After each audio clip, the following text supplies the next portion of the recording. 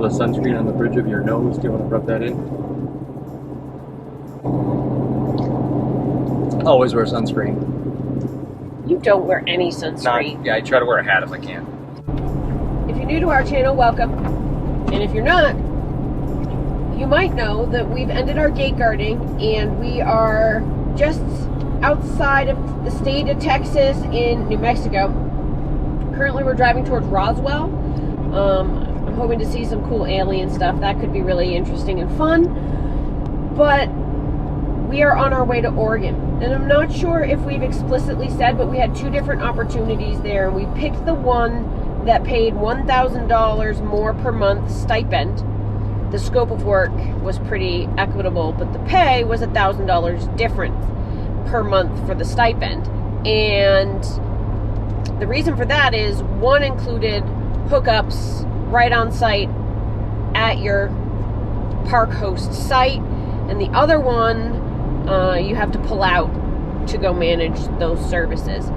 And we carefully tried to decide whether I have a truck passing me on a blind rise. Yikes. We would really spend $1,000 in utilities, and we've decided to go and take the risk and do more off-grid camping while we park host. That's the position that we've accepted. I think we're up for the challenge. Well, we'll certainly find out. Let's talk about money and what we think this is going to cost us for our travel expenses.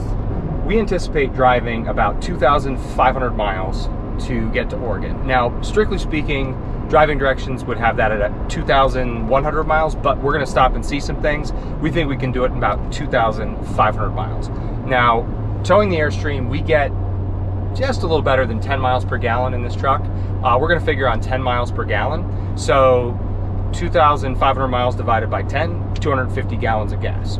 We anticipate paying somewhere around $4.50 a gallon average. That factors in as we move west from Texas, and we've spot checked this, gas prices are kind of going to go up. So $4.50 a gallon, and that times 250 gallons of gas is $1,125. Now, if we add 20% to that just to be safe, sure, I think it's $1,375, and that'll be a safe estimate on what it's going to cost us for gas.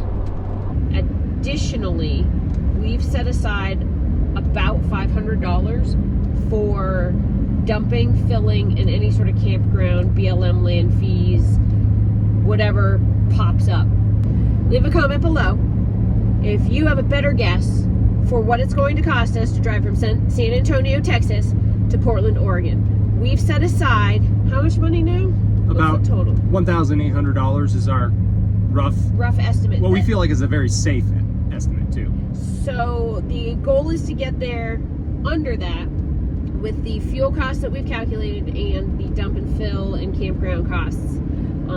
I hope that we do a lot of boondocking. That's how I prefer to camp anyway. And because of the job we've chosen, we really need to put our system through.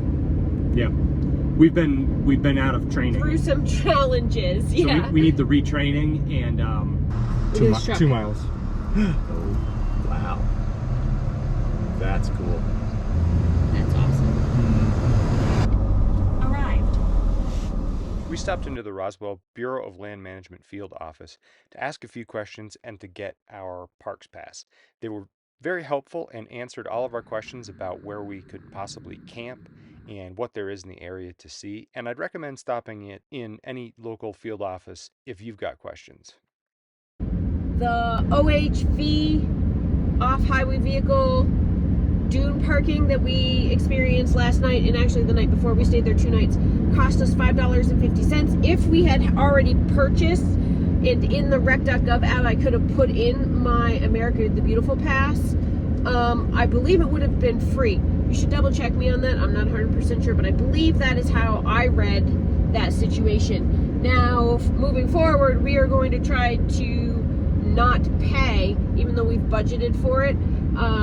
When possible, all that much for camping. We want to use our systems. We want to boondock. That's our preferred camping method anyway.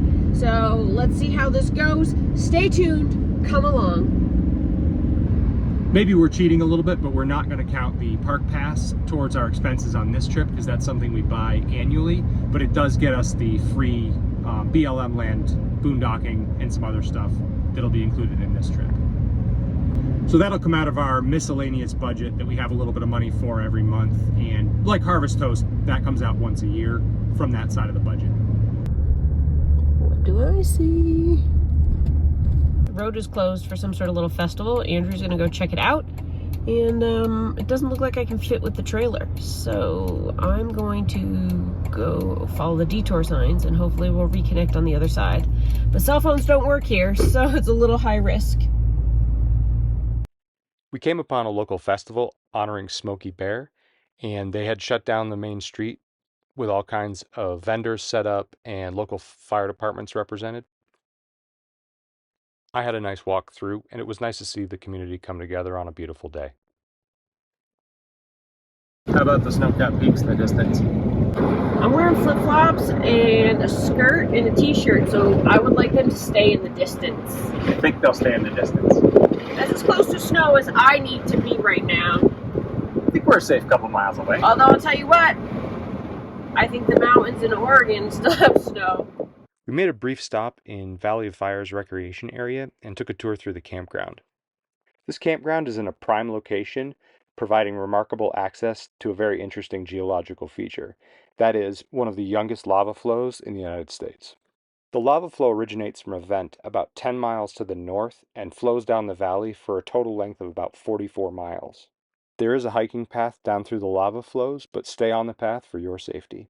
To quote the brochure, the trail is an easy, self-guided 1-mile paved loop. The lava is like walking on broken glass and is unforgiving to skin and clothing if you slip and fall. We talked to the park host in the campground, and they did have space, and it would have been a fairly cheap stop for the night. I think it was about $12 for a primitive site with no water hookup.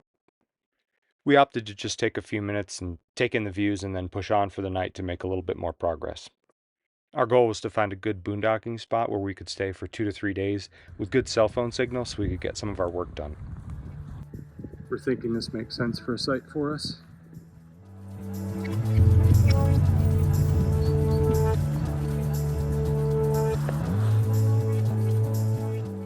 Cedars are amazing. They smell amazing. This is our current parking.